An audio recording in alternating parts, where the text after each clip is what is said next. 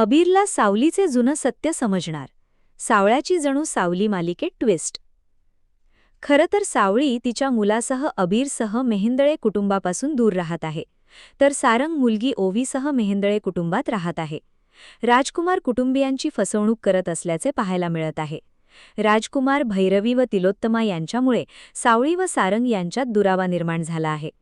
नुकतीच अनेक दिवसांनी जगन्नाथ व सावलीची भेट झाल्याचे पाहायला मिळाले. आता मालिकेत आणखी एक ट्विस्ट येणार असल्याचे समोर आलेल्या प्रोमोमध्ये पाहायला मिळते. झी मराठी वाहिनीने सावळ्याची जणू सावली मालिकेचा प्रोमो शेअर केला आहे. या प्रोमोमध्ये पाहायला मिळते की मोनिका ओवीला ओरडते. तिची बाहुली खाली फेकत तिला म्हणते की शुभ्राला रडवण्याची हिंमत कशी केलीस तू. ओवी तिला म्हणते की बाबा रागवेल. त्यावेळी तिला शांत बसाय सांगते. तसेच हातात चाकू घेत असल्याचे दिसत आहे. त्यानंतर सारंग ओवीला काय होतंय असे विचारत असताना ओवी घाबरून मोठ्याने ओरडत असल्याचे पाहायला मिळते. प्रोमोमध्ये पुढे दिसते, सावळीच्या घरी काही महिला आल्या आहेत. त्यातील एक जण सावलीला म्हणते, मी तुमची खूप मोठी चाहती आहे. तिचे ते बोलणे ऐकून अबीर विचारतो की माझी आई हिरोईन आहे का. त्यावर ती महिला म्हणते, तुझी आई एकेकाळी प्रसिद्ध गायिका होती. सावळी ही उत्तम गायिका आहे.